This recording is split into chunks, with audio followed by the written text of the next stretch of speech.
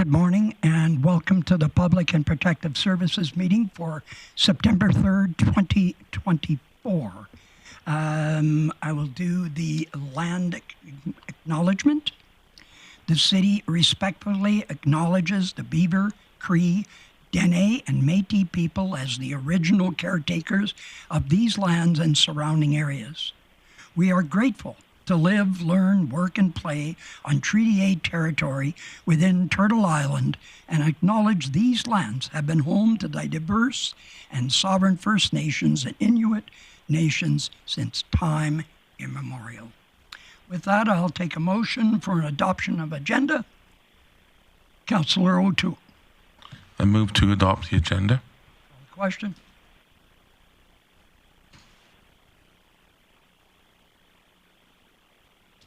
Councillor Bosch in favor. Thank you. That is carried. There are no delegations, and under reports, we'll go to Chief Lemieux for his service area updates. Thank you very much, Mr. Chair. So starting with Grande Prairie Police Service and more specifically Enforcement Services. Enforcement Services is pleased to announce the addition of a new peace officer to our team starting on September the 4th. Meanwhile, 3 of our current peace officers will be transitioning to the Grande Prairie Police Service and joining the inaugural recruit class on September the 9th. So we extend our best wishes to them as they embark on their new careers as police officers. From Mobile Outreach continues to support local residents and businesses with concerns related to street-engaged population, including issues such as trespassing, loitering, disturbances, public intoxication, needle debris, and encampments. And in the course of our regular operations, Mobile Outreach has identified 288 new individuals within the street-engaged population year to date. From the RCMP on August 21st, Grande Prairie RCMP officers located a stolen vehicle in a downtown parking lot. The driver of the vehicle was arrested, and a search of the vehicle resulted in members locating brass knuckles, meth, and fentanyl. Furthermore, members found stolen property and receipts related to a recent fraud. So as a result, cash was seized and the individual's effects and property were returned to the owner. Also from the RCMP on August 22nd, the Grande Prairie RCMP Crime Reduction Unit completed a traffic stop of a known vehicle, and during the investigation, members located a large amount of cocaine. The individual was charged with possession for the purposes of trafficking, and of note, the same individual was charged two weeks prior with the same offense and was out on bail. From the fire department has concluded its deployment to Jasper as of August 24th, and in total 3 apparatus, 14 firefighters, 5 dispatch and systems personnel, and 2 incident management officers directly supported the efforts at the incident command post for Jasper. And city administration is grateful for all of those within the fire department, along with those in many city departments that went above and beyond to support the Jasper deployment and Jasper evacuees. From Emergency Management, GPREP. So GPREP administration will be reconciling all costs of the Jasper deployment and housing of our evacuees, and will be submitting the final invoice to the town of Jasper. From Community Social Development, we received some really good news recently. We've been invited to attend the Program Sharing Marketplace at the annual FCSSAA conference in November. The invitation is for city administration to highlight the success of our Youth Advisory Council initiative. The Youth Advisory Council is now recognized as a thriving council in the province, with 160% growth in membership and engagement since 2022. So this is a great opportunity for us to showcase our success and share insights with other FCSS programs across Alberta. And from the Community Social Development Department again, the Grande Prairie Local Immigration Partnership has planned a full calendar of events for Welcoming Week from September 13th to the 22nd. All details of the week can be found on the city webpage. This year's theme is We're All In, and it encourages everyone to come together in celebrating the strengths, differences, and diverse perspective that make our community vibrant. From the Community Knowledge Campus, the lacrosse drop-in pilot program at the Dave Bar Arena, which kicked off on August 13th, garnered substantial participation and spectator interest. Feedback to staff was overwhelmingly positive, with many parents expressing their gratitude for the opportunity to have lacrosse available as a drop-in activity. This successful pilot will ensure that this is added to next year's dry land schedule. And the ice making process has begun at the Day Bar Arena. It started on August 29th for the reinstallation of the ice surface for the fall ice schedules to resume. And the Fall Fitness Pass at CKC, the promotion is well underway with sales running until October the 12th. Participating customers will receive 5 visits to the Eastlink Center or Design Works Center for the price of 3, and purchased passes expire November 9th. From Sport Development, Wellness and Culture, the Touch a Truck fundraiser on September the 7th is a community event offering families a day of excitement, exploration, and hands-on fun. Children will have the opportunity to climb aboard their favorite vehicles, meet the heroes who operate them, and learn about what keeps our community running smoothly. All proceeds from the event will directly support hosting of the Special Olympics Alberta Summer Games. And Neighborhood Day is on September the 14th, and the City of Grande Prairie encourages residents to get out and celebrate with their community and neighborhood associations. And with regards to our proposed recreation facility, a request for expression of interest to gather budgetary costs for the proposed construction of a 135,000 square foot recreation facility has been issued and remains open until September the 12th. And Mr. Chair, that's my report. I'd be happy to answer any questions. Thank you very much. Any questions? Mayor Clayton. Thanks, Chair O'Connor. Chief Lemieux, I had an email over the weekend from a resident who was asking how the hiring was going for the RCMP, and so for the transition from the RCMP. So I was wondering if you could tell me approximately how many Grande Prairie Police Service members we have to date. So we have our recruitment for experienced police officers yielded 5 candidates. So 2 of those were have been incorporated as part of the RCMP watches. One is deployed to alert, and the other one is with the forensic section. In addition to that, we had over 200 applicants for our first recruit class. Our first recruit class starts next Monday on September the 9th, and we'll have 12 new recruits. Their training will last until March, at which point they will be incorporated into the watches with the RCMP. So as we grow our number of GPPS officers, we'll reduce the number of RCMP officers. So I hope that answers the question. Doesn't to date, everything's sort of on target as originally was approved by council, correct? Yes, we're very much on target, yes. Great, thank you. Okay, thank you very much for that report. Seeing no other questions, I'll move on to 5.2, Grande Prairie Curling, and if you'd like to introduce who's going to present that. Thank you, Mr. Chair. So I will ask Stephanie to join us and present the report on the Grande Prairie Curling Club recreation opportunities.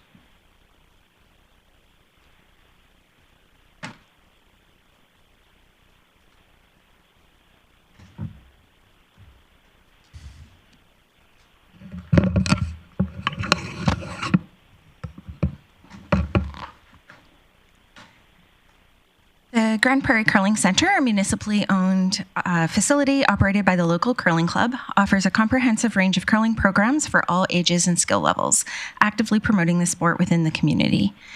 In collaboration with administration, the centre has explored opportunities to expand the facility's use beyond the curling season. Potential activities identified include carpet bowling, fitness classes, table tennis, dart leagues, and yard games, to name a few. To support these activities, the purchase and storage of specialized equipment will be necessary. Currently, the curling center's staffing and resources are insufficient to support off-season programming. With additional budget allocations, the City of Grande Prairie could utilize the facility for summer camps and recreation programs. To enhance the space for these activities, certain structural modifications are needed, such as installing an exit door and removing the center walkway in the rink area. Additionally, accessibility improvements like power door operators and ramps with railings in the rink area are recommended to further optimize the facility's usability. These capital improvements are designed to maximize the center's utility year-round. Administration recommends that committee receive this report for information. And with that, I'm available to answer any questions. Okay, I'll look to members for questions. Councillor Bosch. Thank you, Chair O'Connor. Just a couple of questions. You had either choices of about 14,000 or 23,000 for the doors, plus manpower to install them. Is that right? I'm adding things together. It's a rough estimate. Thank you. Through the chair. So the cost of the doors is an estimate. The additional costs would be for installing removing the center walkway and for the summer season, and then reinstalling that again for the curling season. So that would include, is an estimate that would include some manpower costs. So basically the difference, though, is one's power, one's not, essentially. So 85 plus 58, and then the other option was 8,000 plus 9,000 plus 58. Through the chair, to create the exit door in the arena, that cost is estimated at $8,500. The center walkways would be an additional cost at about approximately $5,800. And then if there were the preferred accessibility enhancements would be on top of the required structural adjustments. Yeah, that's where I just added them up. So do you need these in order to do summer programming? Thank you. Through the chair, the required structural adjustments are required in order to utilize the space during the summer. So adding the additional door and then adjusting the walkways. Okay. I have another question, but I'll wait. Yeah, I'll just ask a quick one. Could this, because of its accessibility, could this not come out of our accessibility grant, or is that take away from that? Because that's what we wanted the grant to do, is have people have proper accessibility into our building. So would that take away from our InvestGP accessibility grant? Through the chair, administration hasn't explored that opportunity, but if this was the avenue that council instructed administration to go through, we would certainly pursue grant opportunities for this cost. Any other? I'll come back. Mayor Clayton? Thanks, Chair O'Connor. Ms. Cajolet, so to clarify, if the facility was to be used for trade shows, receptions, etc., it would trigger potentially a modification for sprinklers of approximately $230,000. But if it were to be modified through the required structural adjustments and used for recreation programs, it wouldn't?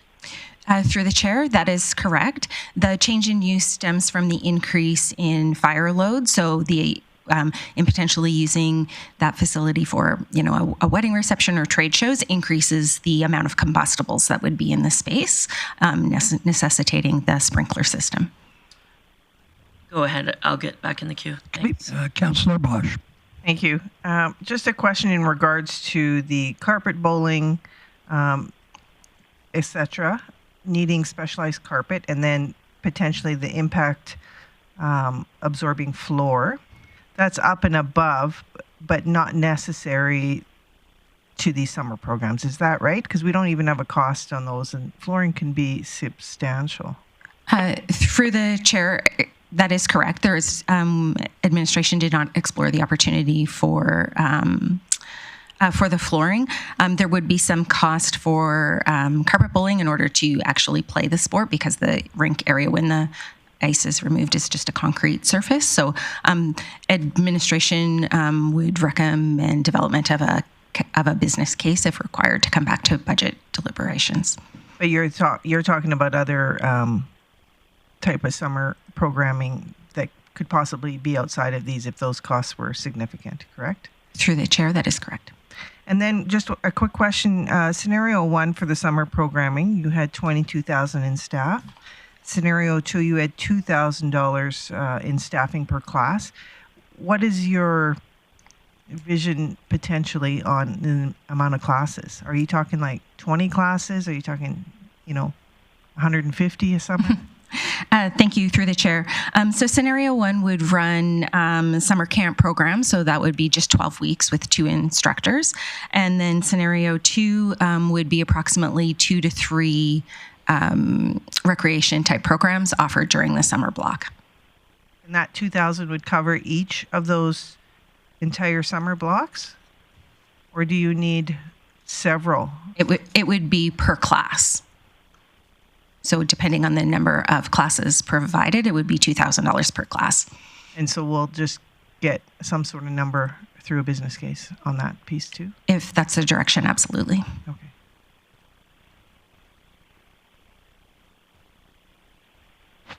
Mayor Clayton? Sorry, I didn't see Thanks, Chair O'Connor.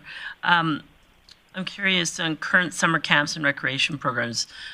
Are we max usage, subscription, every other facility in the city? Thank you through the chair. The summer programs for this current summer were at about a 90% capacity for registration. So, okay.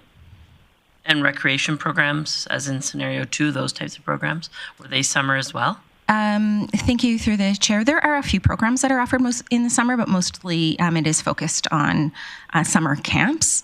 But typically programming is fairly well subscribed. If a program is not going to be well attended, then that's when administration would kind of go through the matrix and explore make the decision as to whether or not that program should run for that block. Okay, Mayor Clayton? Sorry, Ms. Casually, remind me, because it's been a while since we had the conversation with the curling rink representatives. The conversation, obviously the city owns the facility. Was this a business opportunity for the city, or was it intended to be that the city did the investment and the business opportunity was for the Curling Club Association? Thank you. Through the chair, the Curling Club in its existing format does not have the capacity to take on programming outside of the season. So if there was resources available to recruit staff or, potentially support the programming, they might be able to do that, but administration would propose that it would be city-operated programming. Okay, thank you. Question for myself. Thank you, Ms. Casually. Just curious, have we run the numbers of our ROI? And I'm just wondering, what's our return on investment? How long would it take to be able to recoup that? Or is that an unknown at this point? Through the chair, administration hasn't specifically calculated the ROI. Summer camps and recreation programs don't typically operate unless they will at least achieve a break-even budget. So in terms of the investment required, we have not done that work, but certainly could. Any other questions? Councillor O'Toole, then Mayor Clayton. Yeah, I'm just looking through the summer camps and the recreational programs. The requirement is a separate room for crafts and stuff.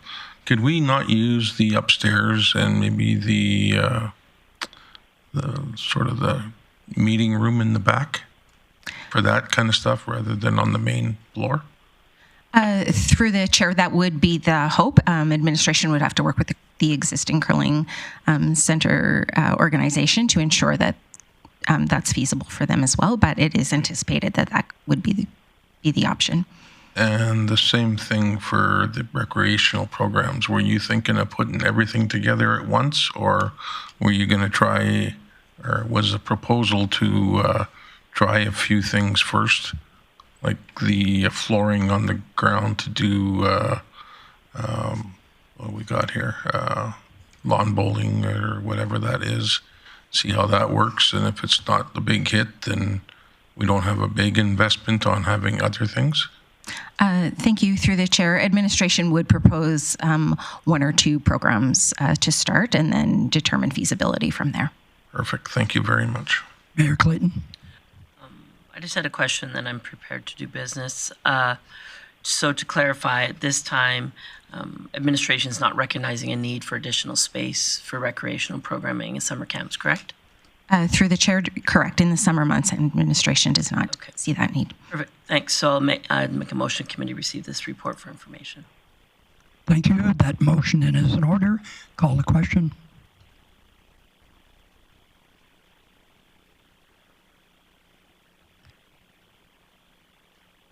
Councillor O'Connor in favor.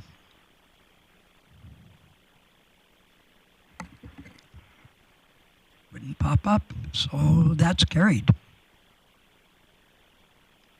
We'll now move on to 5.3, prescription, get active prescription program, and I'll pass this off to Chief Lemieux to be able to approve.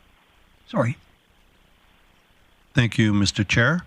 So the next report was prepared by Angela Redding, our CKC Director, and it's on a prescription to get active membership. And Angela will take us through the details. Thank you. Go ahead. Good morning. Thank you. The Prescription to Get Active is a not-for-profit corporation that partners healthcare providers that prescribe physical activity to patients with local recreational service providers that offer health and wellness programs and services, thereby promoting healthier lifestyles and improving overall public health.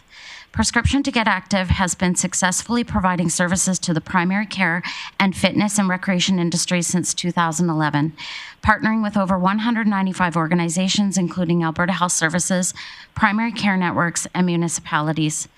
By approving administration to pursue membership to the Prescription to Get Active not-for-profit, the city would partner with Prescription to Get Active and collaborate with primary care networks in the Grande Prairie region to offer prescribed access to the wellness and recreational services offered at Eastlink Centre. In consultation with legal services and legislative services, it was deemed that there is low risk associated with the municipality becoming an entity of this not-for-profit corporation. Prescription to Get Active vets all of its memberships for quality and its chapters and the board to reduce reputational risk.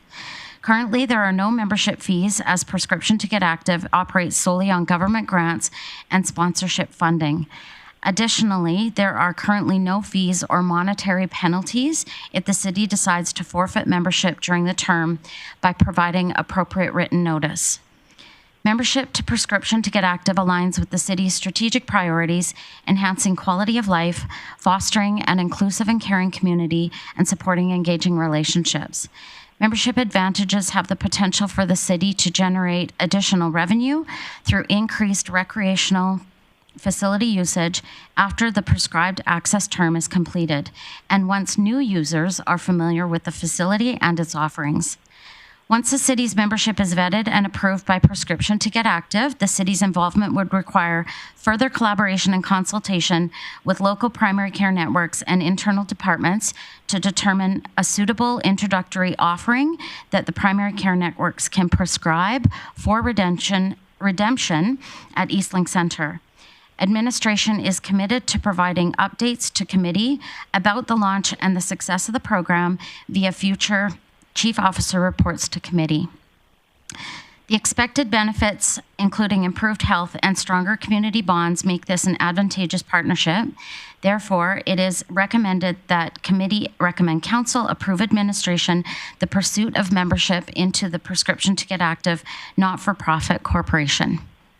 Thank you. That is the end of my report, and I am happy to take any questions. Okay, Councillor O'Toole, then Councillor Bosch. Good morning. Morning. How are you this morning? I'm great. Thank you. I was just wondering, I know we've got some pretty talented staff there. Would there be any upgrading for knowledge to put on these courses? So thank you, through the chair.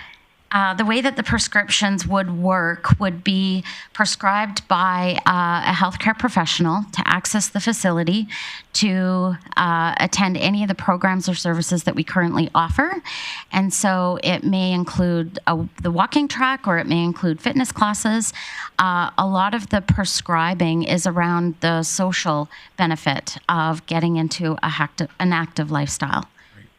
Okay, thank you. Councillor Bosch.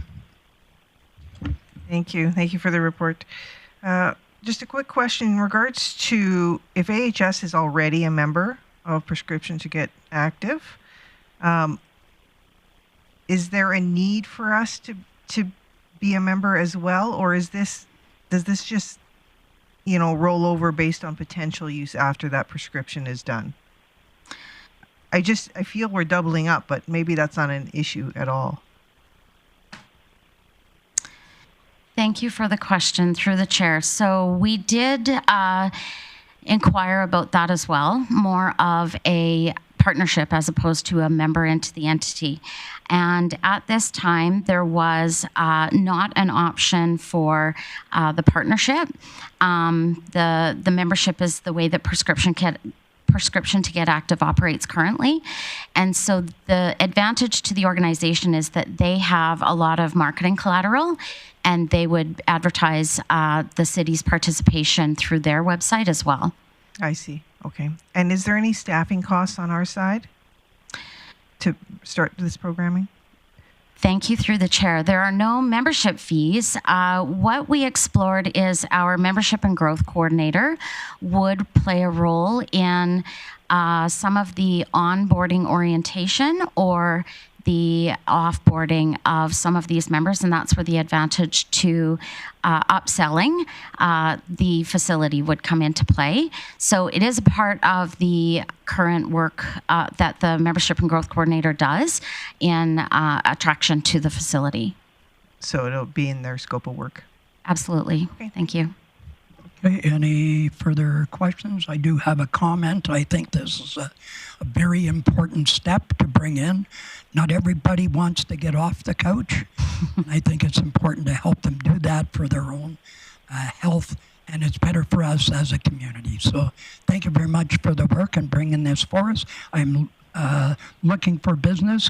Councillor Bosch looks like the person that should do this.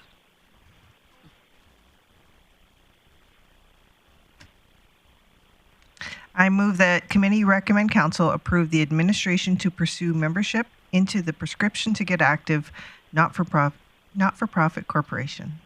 Thank you. I think that motion's in order. Call the question.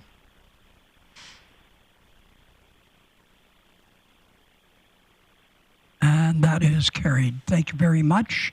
And now we'll go to 5.4. Thank you, Ms. Redding. Sorry.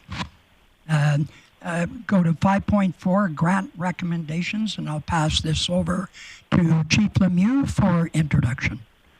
Thank you very much, Mr. Chair. So Sarah Patterson is with us, our Community Recreation Manager, to walk us through some grant recommendations. Good morning. Good morning. The Community Advisory Committee met on August 22nd, 2024, to review the following grant applications and to make the following recommendations. Under the Pursuit of Excellence, we received 1 application for coach development funding, 4 applications were received for athlete development funding, 13 applications were received for athlete travel funding, and 2 applications were received for clinic hosting funding. All applicants recommended for funding met the grant criteria. We also received 8 applications for sport hosting grant funding. 7 of the applications met the grant criteria, and 1 was referred to corporate sponsorship. In summary, administration recommends that committee recommend council approve the following funding: Pursuit of Excellence funding in the amounts listed in the Appendix A for a total of $15,500, and sport hosting funding for a total of $18,000. Thank you. That's the end of my report, and I'm happy to answer any questions you might have. Any questions for Ms. Patterson? There are no questions. You've done an excellent job. Thank you so much. Thank you. I think we do. Who would like to? Okay, Councillor Bosch. Thank you. I move that committee recommend council approve funding allocations as presented in Appendix A. Okay. Any further discussion?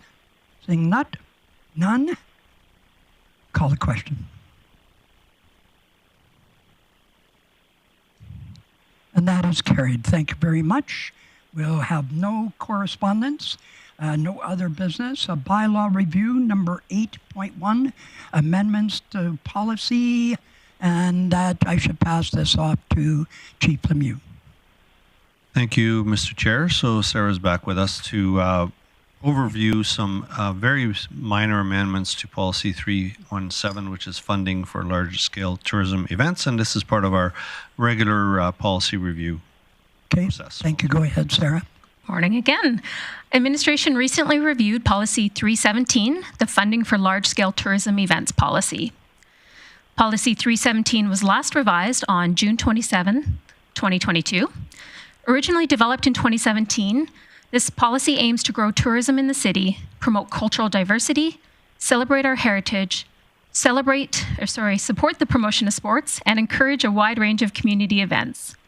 Minor amendments were made to align the policy with changes in the organizational structure, update definitions, and incorporate the new corporate template. Administration also reviewed the funding for large-scale tourism procedure and amended it to include the addition of a delegate presentation to the appropriate standing committee. Administration is requesting that committee recommend Council approve Policy 317 as amended. Thank you. I think I'm going to let Councillor O'Toole have this one. Do you have a question? Sorry, I missed that. Sorry, Councillor Bosch. I thought you were doing business. Thank you. No, that's okay. Thank you. I guess my question is, in this policy it says this is generally a ticketed multi-day event. Now, if it is a free event for the public, such as I'm thinking the street performers, that draws in our community, but in hopes that it's other. If there's a method of them producing that there is 35% plus tourism, can they apply for something like this? Thank you through the chair. I'm just going to look back at my colleague here, but I believe that is, yes, that it would be appropriate, yes. Because generally, to me, meant that there might be provisions for other groups, but people who are free things, just like we had last weekend, it isn't always included. So thank you. Councillor O'Toole. I will go ahead with business. Okay. So I move the committee recommend council approve the amendments to funding for large-scale tourism events, Policy 317. Thank you. That's in order. Call the question.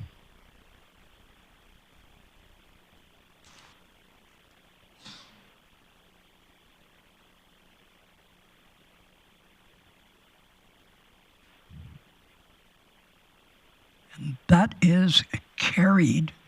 And we'll now go to the number 9 outstanding items list. Chief Lemieux. Thank you very much, Mr. Chair. So on the outstanding items list, we have 2 items dealing with food security. We're having meetings later on this week with the stakeholders, so we're hoping to bring something back towards the end of this month, so we'll leave that as a Q3.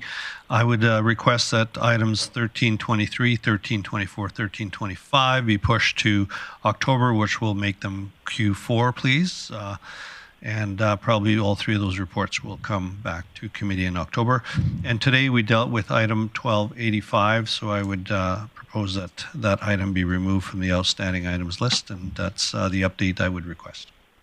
Thank you very much. And Councillor O'Toole, would you do business, please? There's no other questions. I'll move the committee receives the September 3rd outstanding items list as amended for information. Thank you very much. Call that question.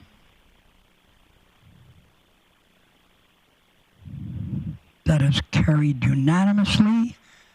And I'd like to adjourn this meeting. And 10 minutes early, I think that's pretty good for me. So thank you very much. And we'll take a couple of minutes break. 10-minute break. 45.